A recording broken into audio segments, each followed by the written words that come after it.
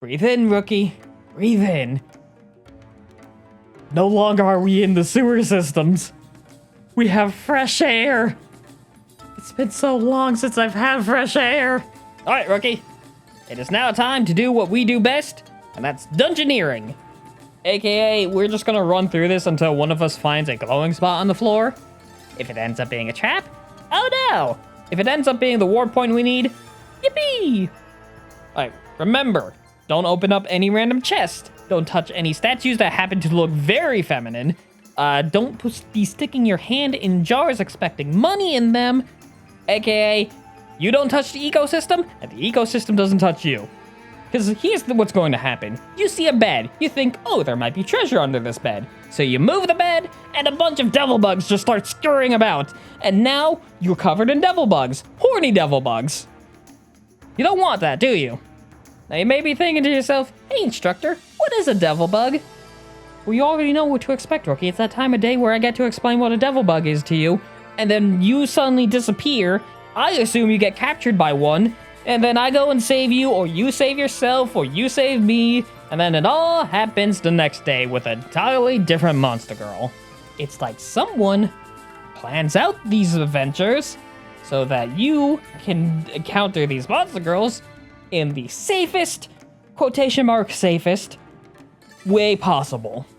I can't let another Charybdis situation happen again. Because this world physically cannot handle another one of those situations where I have to do that thing I did. Let's just leave the past as the past and let us go over today's monster girl, the devilbug. The devilbug is an arthropod-type monster girl that belongs to the family of devilbugs. Their habitats are buildings and caves. Their natures are lustful and simple, and their diets are omnivorous. They eat anything edible. The devilbug is an insect-like monster that has existed since ancient times. Devilbugs prefer to live secretly in shadowed, damp places such as caves, as well as under the floors or above the ceilings of human residences and storehouses. Its body is similar in size to that of a monstrous large mouse, yet it manages to slip unnoticed into even small private homes to set up shop. Devilbugs are intelligent enough to speak, yet all but devoid of reason. Their actions are driven by their instinctual appetite and lust. Their thoughts are dominated by food and sex. The latter they are almost always ready and willing for. Devilbugs can pick up even the faintest scent of human men or their essence.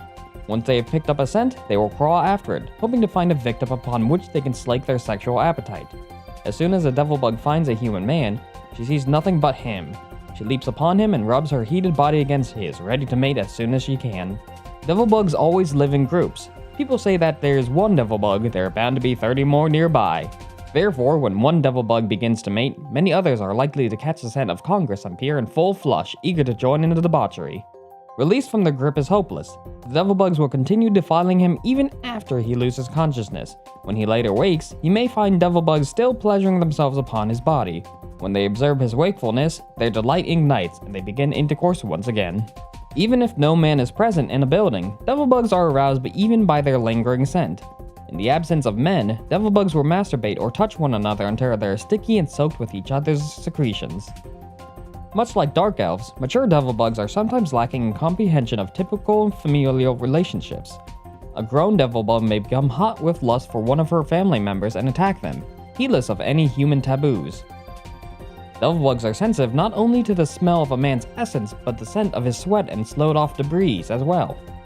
For this reason, they are likely to enter in unkept residences where the residue of human men can be found. Thus, good hygiene and tidy maintenance can be an effective way to avoid being ravaged by devilbugs. With this information, the devilbug's threat level is mild. They pose little to no threat to a single hunter.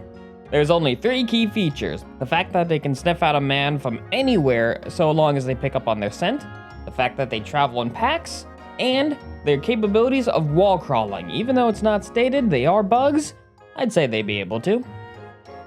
The most important weakness of a devilbug is the power of soap, and also the fact that they have average stats. They weren't really stated to be super strong, super fast, but just average.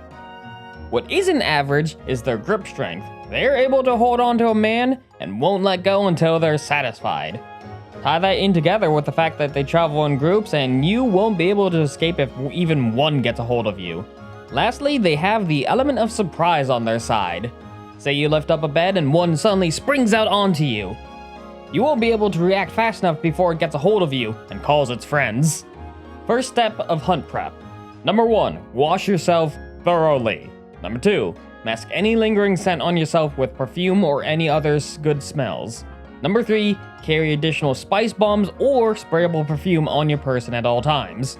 So how do you encounter a devilbug? The first step is to check any darklit area of storehouses or caves. This can be the attics, the cellars, behind any stalactites or stalagmites.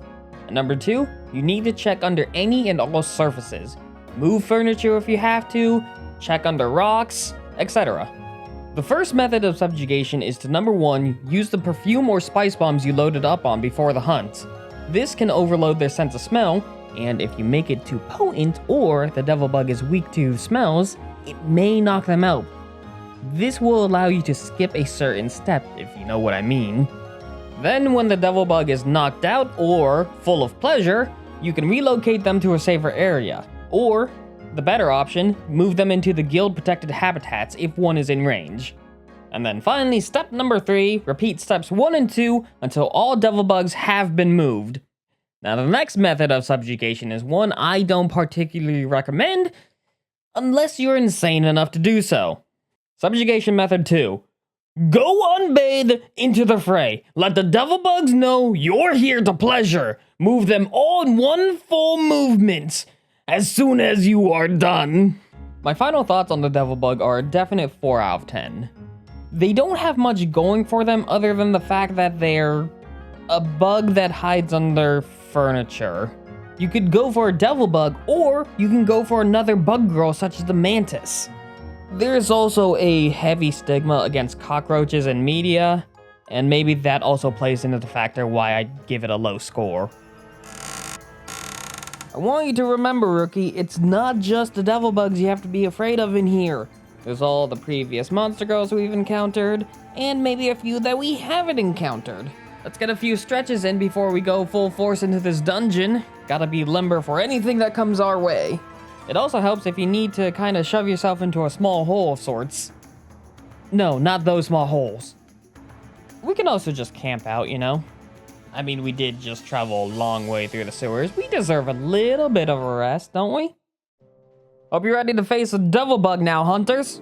And if you liked this video, you can like, comment, and subscribe to join the guild and other fellow hunters.